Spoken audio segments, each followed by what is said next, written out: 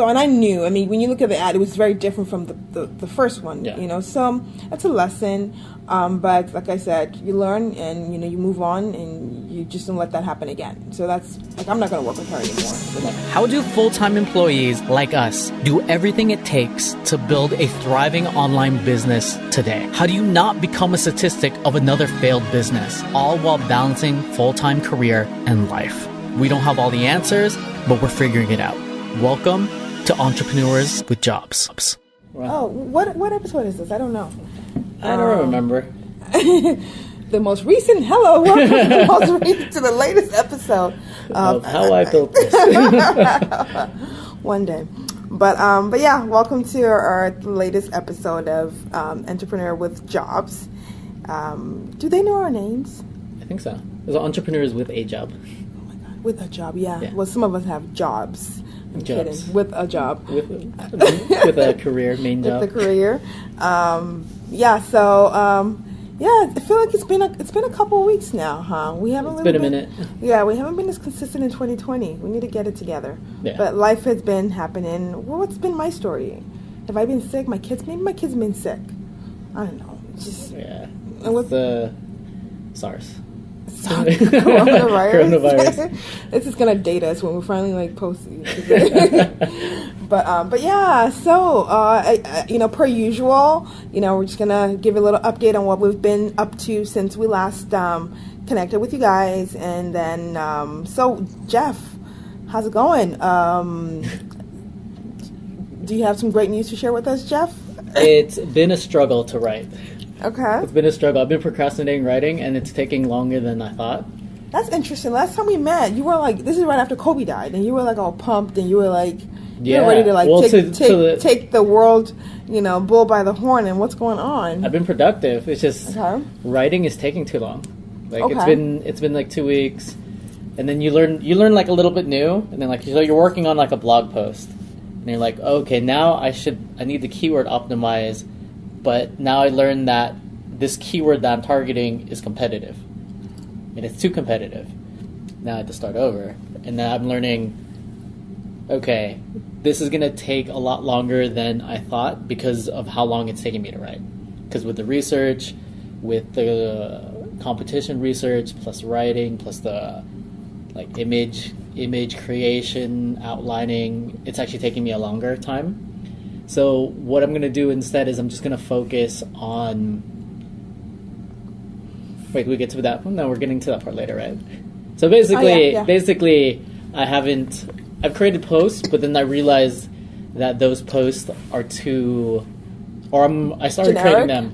They're too broad. They're too competitive.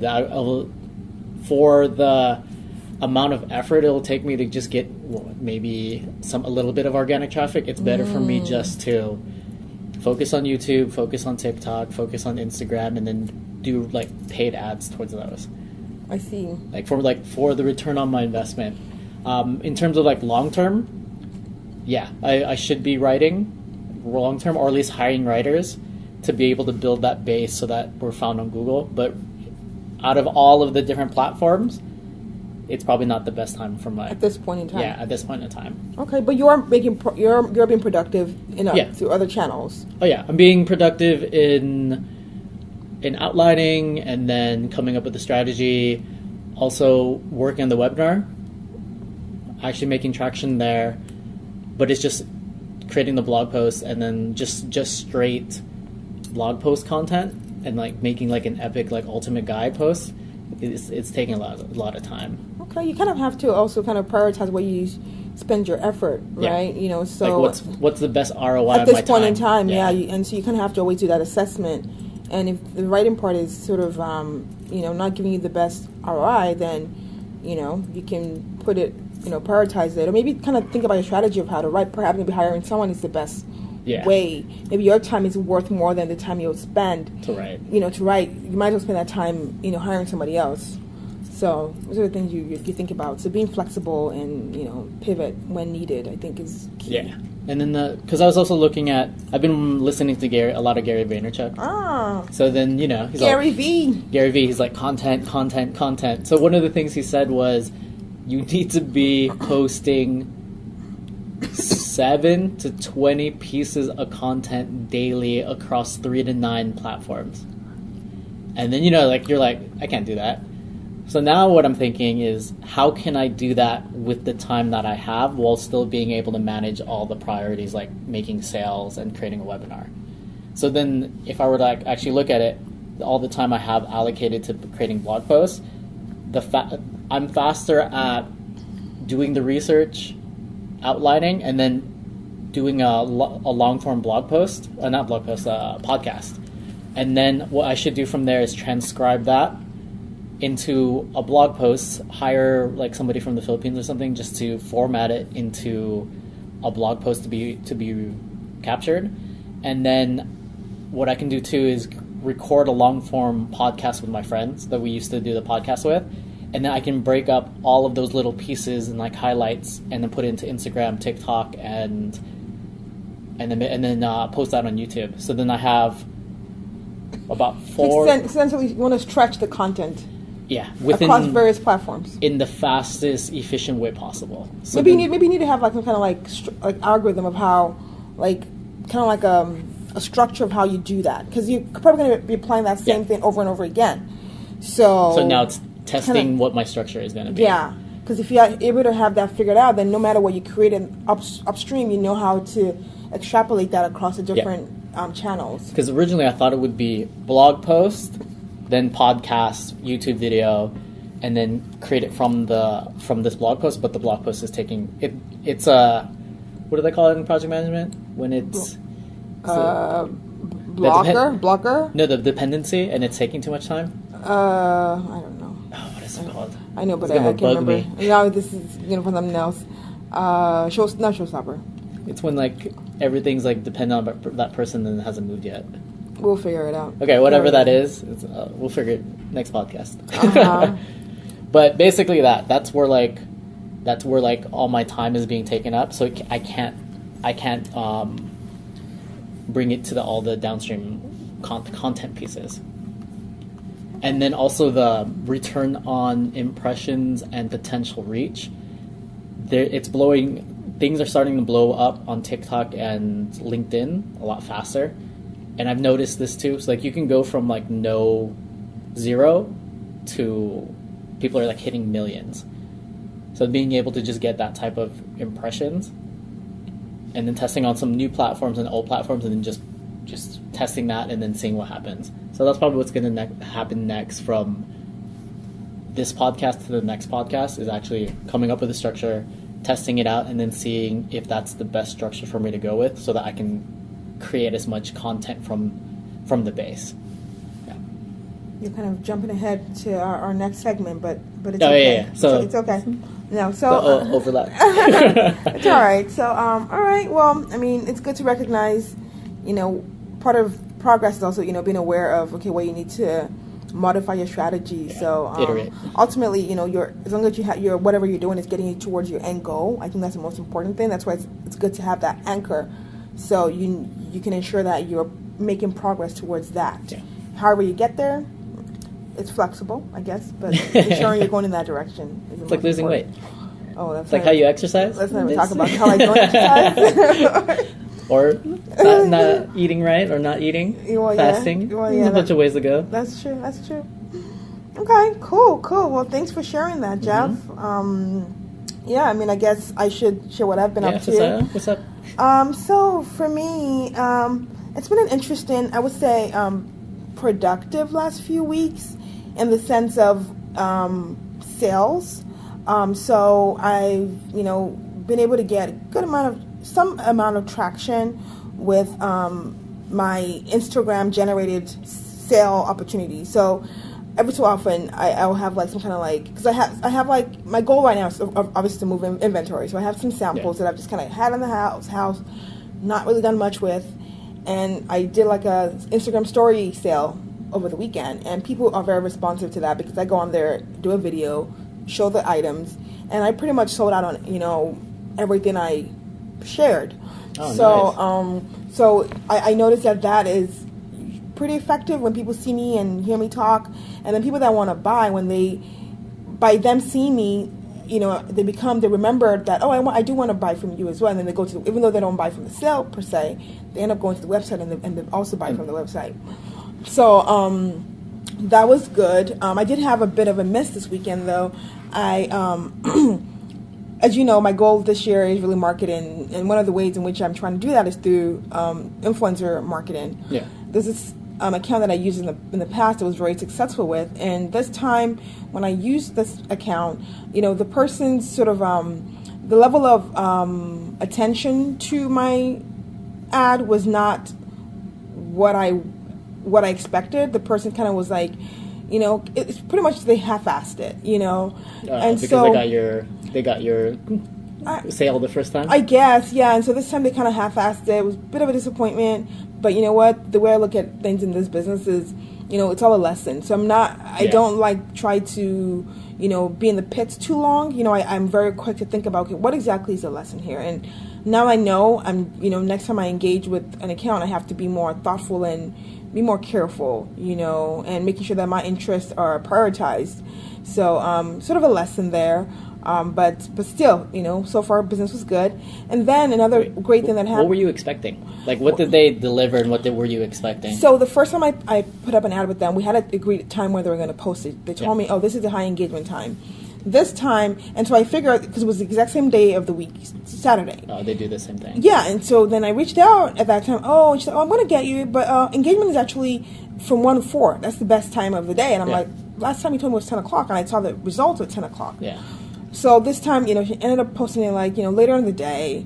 The picture that I gave, you could, the order I gave it to her, she posted it in the reverse. So it's like the pictures that should have been in the front was in the back. So it was just a mess. And I mean, obviously I could tell because the impressions were much, much less. Yeah. Last time I did the ad, I got 200 followers out of her 700,000 followers. 700,000. This time was maybe even 30. If anything. Okay.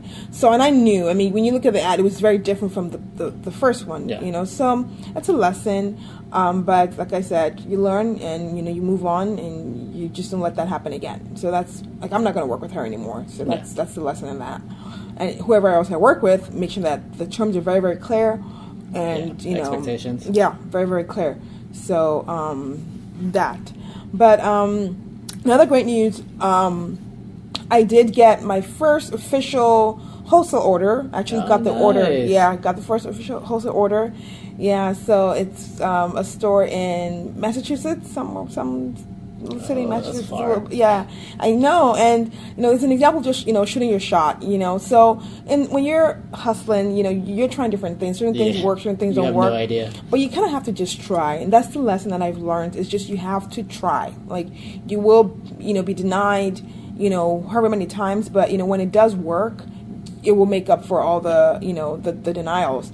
So I had just really cold outreach to this person, and was pitching a list of mama to them amongst them and maybe 15 other stores, and of course everybody else. Most people didn't respond. Some responded, and this person in particular, expressed interest. Yeah. And, cut the long story short, now, she has now given me my first wholesale order. It's not a whole lot, but being able to sell 25 items to one person, and also having my stuff in a store out there in Massachusetts where I can't physically be at. Yeah. I think it's, it's extending the visibility of the brand. So, and I'm hoping that things go well with this order. And if they do, I'm sure she'll obviously come back and order again in the future. So pretty excited about that. Yeah, and I do have another, the other wholesale customer that I talked about last time that I undersold. Yeah. So that actually, we're still kind of in the trenches with that, in the sense that this person is asking for a custom order, and she has a particular fabric in mind. We have not been able to find that fabric. So I don't know what. She's not in a hurry. She's like, I have time. It's okay. We have done the sample. Mm-hmm. We've mocked up the item, and we've gotten the style, so we've been able to produce it, which looked good. Oh, I should be looking this way. But we have not been able to find the fabric that she's looking for, so we'll see how that goes. And then I had another person reach out to me this past week that has a retail store, an online retail store that sells Mommy and Me clothes, and she was reaching out to. The point is, she wants to, I guess, advertise Alyssa Mama on her site, and of course, if she sells, she'll get a cut. Oh yeah, and then basically affiliate marketing. Exactly. Yeah. So, but she sells she has her own brand, and then also I guess carries other brands. So we're still kind of in discussion.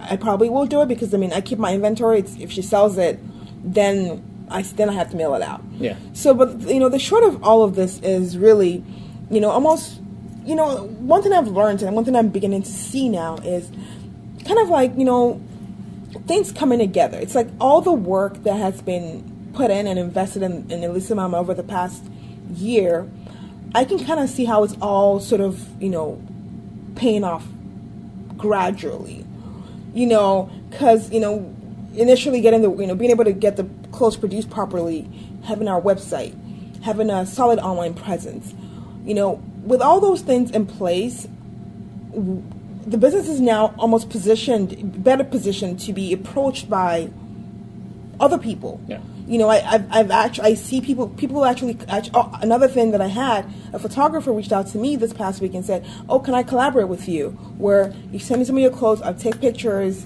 and you have access to the pictures, and, I'll give you back your clothes. In the past, whenever I wanted to, work with a photographer, I have to pay them, but now people are, actually recognizing value in the brand and making the outreach. And so it encourages me in the sense that, and I hope it encourages you guys too, in the sense that when you're doing the work and you're not getting the immediate results, don't feel like it's all for nothing. You're sort of planting the seed, and you kind of have to you're doing that to be ready for when those big opportunities come your way. But if you feel like, you're going to blow up on day one, you haven't done the work. Like, what is appealing about you? Yeah. But if you are set and legit, people will come to you. People, you don't have to, you will market yourself, obviously, but then people are going to recognize the excellence in your brand, the value that you offer, and they're going to want to partner with you. So the girl that reached out to me, she found me on Etsy because I still have an Etsy presence. And so we're chatting, and then I gave her my website to go to. And when she saw the website, I can see how her sentiments change, because she realized, okay, this is like not just this is legit. Yeah, this is legit. This positioning. Exactly. Like, this is legit. This is not just like, a joke. This is, you go on there, you see the videos. You see our staff in Nigeria. You see the story. You see pictures of the kids wearing the clothes. Like, that this is not just like some kind of like desperate business who's trying to just, get by. Like, and so the important thing is that I'm using to encourage myself is just, keep doing the work, keep making that investment, keep pushing, and, eventually it will pay off. So that was my story and a bit of my takeaway. Overlap. So, but yeah, so I guess with that, as part of, our segment, we're going to move on to our goals for the next. Oh, before we move on from that, actually, Jeff, I think you have some news to share with our listeners, because we are entrepreneurs with. I'm going snowboarding. No, there's some other big news that I think is worthwhile sharing with our listeners. I completely forgot. Jeff. So I just got a promotion to business consultant. I'm excited. So Jeff's gonna loan me like $10,000, because I'm sure he can find it. It's gonna be post dated though. Post dated 2 years from now. Yes. So Jeff got a promotion. Pretty excited for him. See, so I'm excited. He's hustling, on the business side and hustling on the work side. So you know what? And this is the thing. Like, when you can't let the fact that if you cannot treat your employer's business with integrity and with passion, you cannot treat your own business any better. So if you think, I have my own business, I don't really care about this job, I'm just gonna half-ass it, you will half-ass your own business.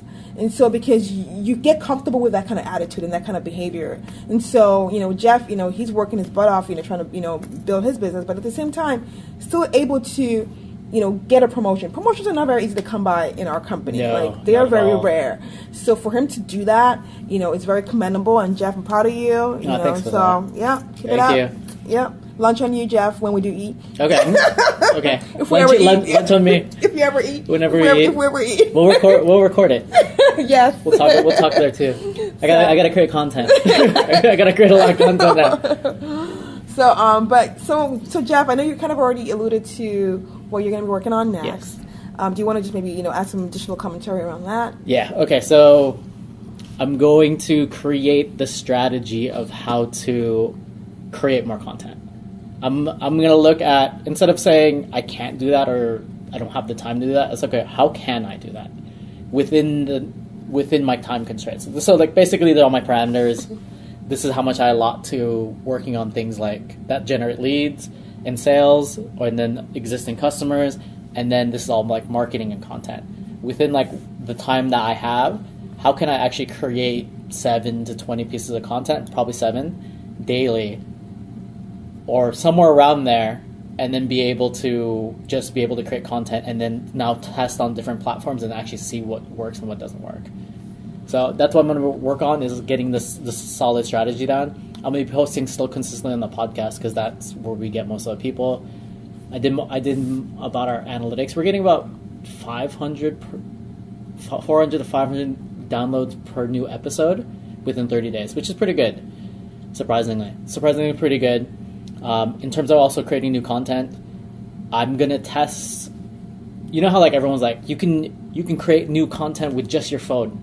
Mm-hmm. So I created a new podcast because I want to test. I'm in the process of creating a continuity monthly program. It's because it's so much harder to hustle for new leads.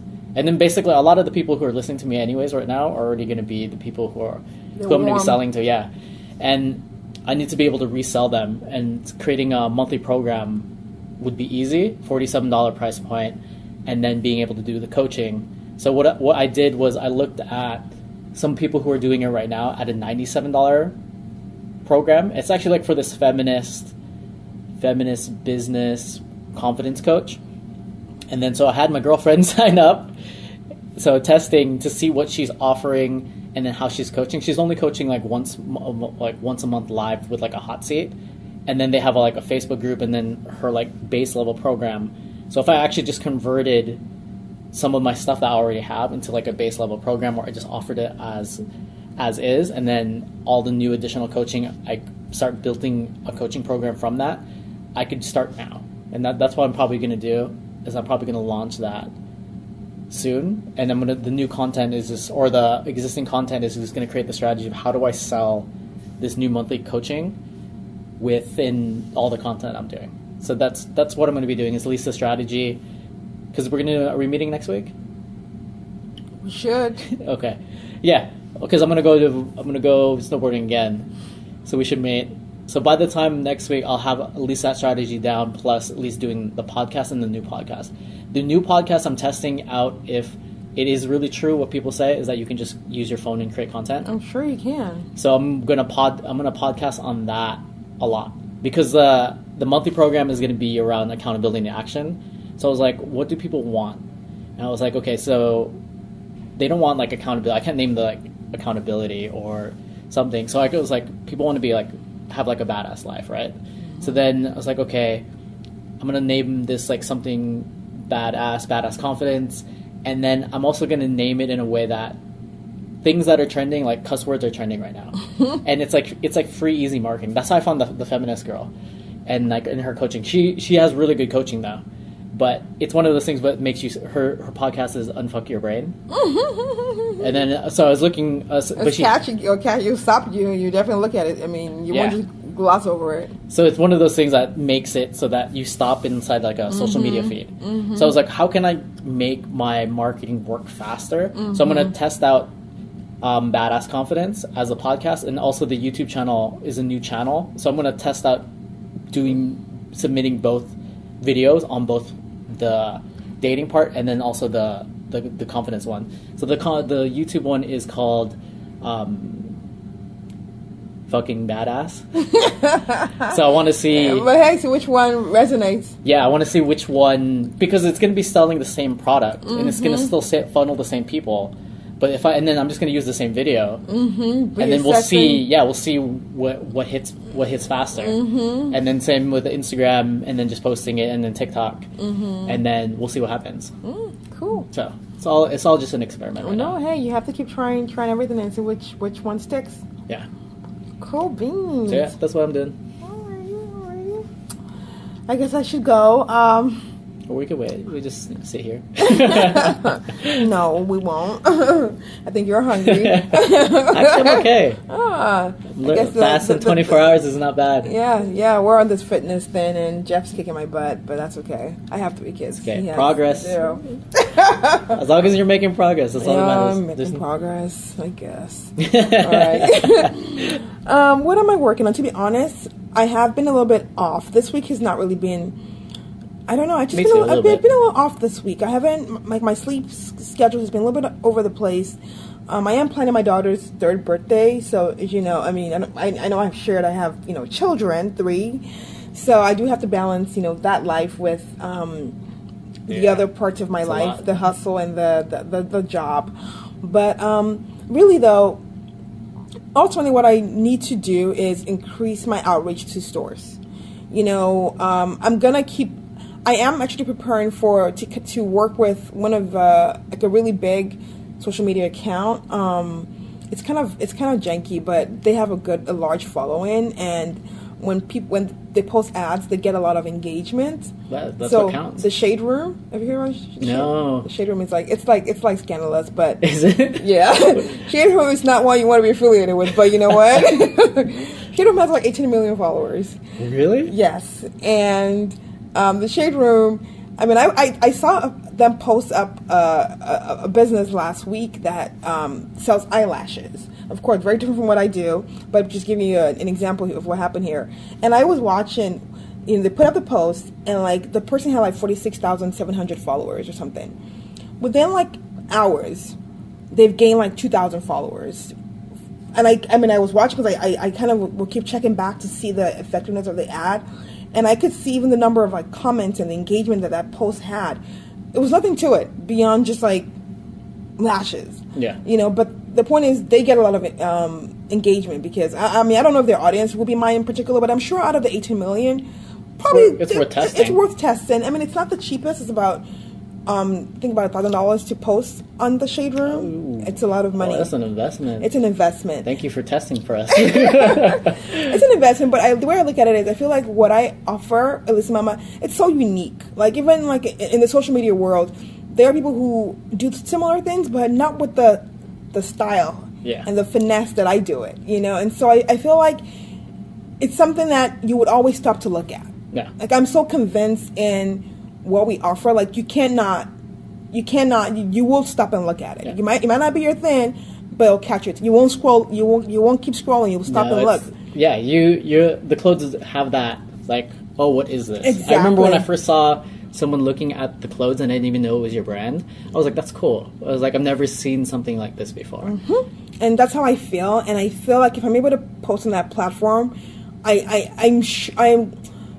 I'm convinced that I think it will pay off, and it's a risk. I mean, $1,000 is like not a whole lot in the what am I saying? We don't have a whole lot of money, but I feel like right now I need to make certain investments, and you have to spend money to make money. And that's the other thing to remember. It's like if you keep trying to, large companies still go seek funding even after they've become successful, because in order to grow, you have to have money to do marketing, to do whatever it is you need to do. So I do know that, and so I kind of have to remind myself, because right now I'm kind of like a cut the corner kind of person.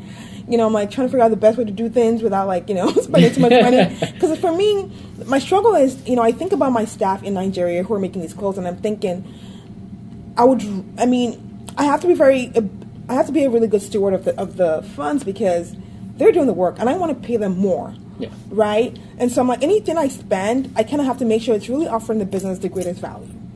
Because that money could easily go to them, but I know that in order for them to really benefit long term, the business has to grow.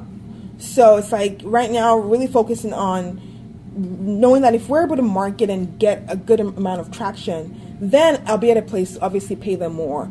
So anyway, the point is, I'm very thoughtful about how, allocate the funds, but I also know that in order to really get to the growth level we're looking for, I look at the way back chicks, for example.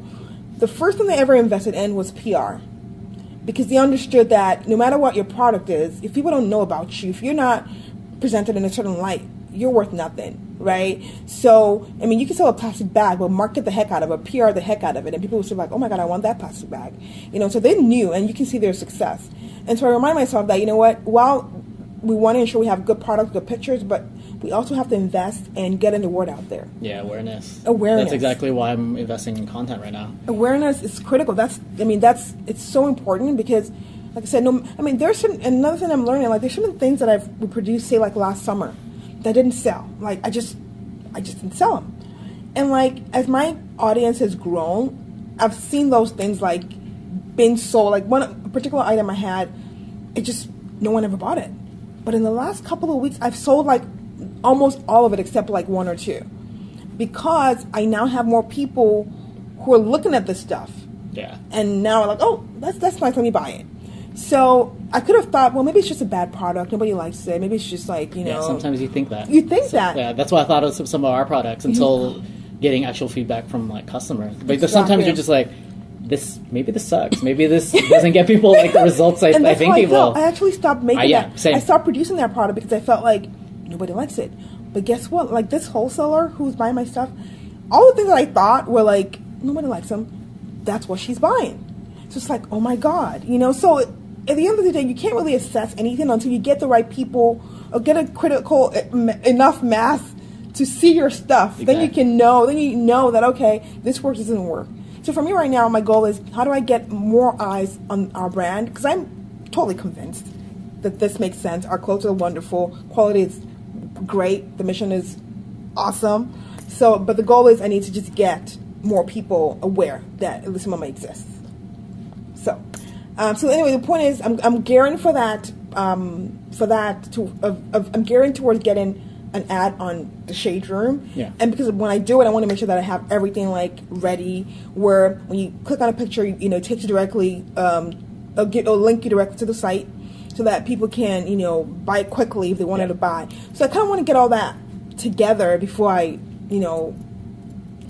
work with Shade Room, because it's a big investment. I want to make sure it adds value. Yeah. But then also too, I kind of also have to resume my outreach to retailers. Like I said, I haven't been doing that. I don't know. It's just been, I don't know what the issue is. Like, I don't know what the issue is. I've just not been able to like gain that momentum. I think I don't have the time to sit there trying to do research to figure out who are the stores, who are the people that I can, partner with. It's hard for me. It takes a lot of time to do that research. So about like blog post research. I'm just like there and I'm like spent like hours and hours of just research and like reading blog posts and outlining, and I'm not even like ready to start writing. It takes a lot of time, and for me, and so I don't mind calling people or emailing people, but it's like it's just the research to figure out like who. But either way, I did start a list, so I just probably need to just reach out to the ones that I do have their contact information. That'd be my goal. The list of like 20 or whatever that I have, I'm gonna reach out to them in this next week, and I need to send out my wholesale order because I haven't done that, and prep for Shade Room. So nice. Yeah. Oh, and then talking about when you don't know what you don't know, and you judge it by your own lens of what you think is happening. There was a podcast I was going to get rid of, like on one of our old podcasts, because I was just grooming podcasts, and I was about to get rid of it, but it was one of those things like here's my cutoff. I'll get to it in my next session. We get a comment on our podcast on like Castbox of how that podcast changed the way he viewed dating. Mm-hmm. And that was a podcast I was just going to get rid of because I thought it was low quality. I had no idea. Yeah, you'll be surprised. It's a struggle because as a business person, you constantly have to kind of assess and figure out what's working, what's not working, and But you're biased. You are, but because a lot of times results kind of results are like your telltale sign of if it's working or not. Yeah, exactly. And if you're not getting the results, you probably feel like, oh, maybe it's not working. But sometimes it's just you just haven't the right person hasn't found out about it. So you just keep doing the work. That's the thing. Just kind of go into our next segment, I guess. Our tip. Just the tip. Our tip. Is really do the work. Keep doing the work. There's no substitute for hard work. There's no, and the learnings that you gain from doing the freaking work, like, oh my God, like, it's in the work that you learn. Yeah, exactly. And failure, I've begun to embrace failure so much now because the learnings you acquire from failing, oh my God, like you can never acquire them anywhere else. Like it's so like intimate. You learn it so well, like, you know, you would never make that mistake again, you know. But if you did something that it was sort of going well, you might not. I feel like you learn more in failure than in success. I think because like. Yeah, I agree. Like, you know, you just kind of like go with the flow. But when you fail, like it hits you in a deep part of your, your part of you, all the way to your bones. You know, you would not make that same mistake again. You know, but really though, it's in the doing that you become smarter. There are no shortcuts to this. No. There are no shortcuts. If you feel like, oh yeah, I'm going to do this, you know, find my way. You have to go through the motions, go through the trenches. And that's the only way to come out on the other side smarter, wiser. And if you don't allow yourself to go through the trenches when you're still small, and you don't get those lessons, when you get successful, you are not going to be able to handle that success because you did not get the fine-tuning and finessing that you should have gotten when you were in a small scale. And success is hard. Like every time I get like, you know, big order, like I get really like, you know, get a lot of order, it becomes very clear to me success is tough. Because we look at it as like this optimum destination, like, oh, it's like this Mecca. I just want to, you know, want to get there and life is going to be perfect. Go to the Holy Land. It is a lie. It is a lie. Success is work. And so like really embracing the days of humble beginning. I know I've said this last time, I'm saying it again, because for me, whenever I get a glimpse of success, it makes me realize that, oh my God, I need to savor this moment where I'm allowed to make a little bit of mistakes here and there, and it's okay. You know, really not disregarding the experiences when you're growing and really savoring it, because when you get to the other side, it's a different world and it's still a difficult, hard work world. So that's what I'm leaving you with today. Jeff. Mine is related to that. It's putting in the work, because like we're always seeing like shiny objects.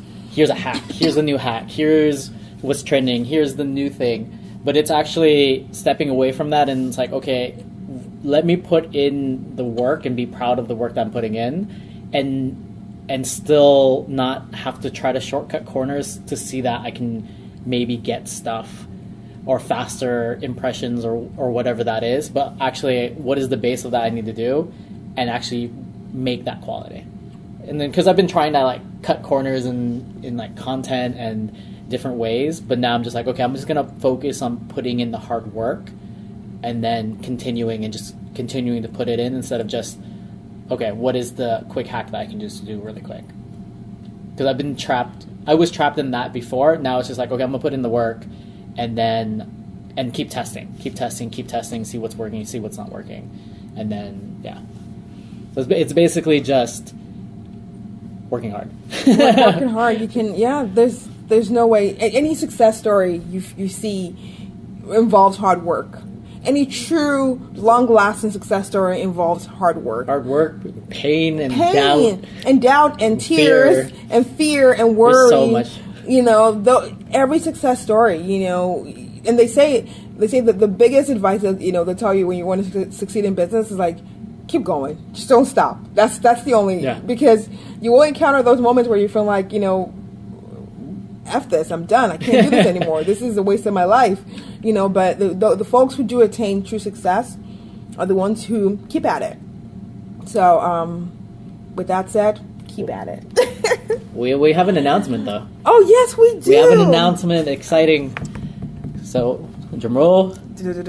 March 21st at the Microsoft Store, South Coast Plaza. What city is that? Costa Mesa? Yes. We're going to have our first Entrepreneurs with a Job meetup and event. Both of us are going to be training on tidbits, things that we're learning that will help you. Also be able to leverage the community and ask questions that you're facing in your business.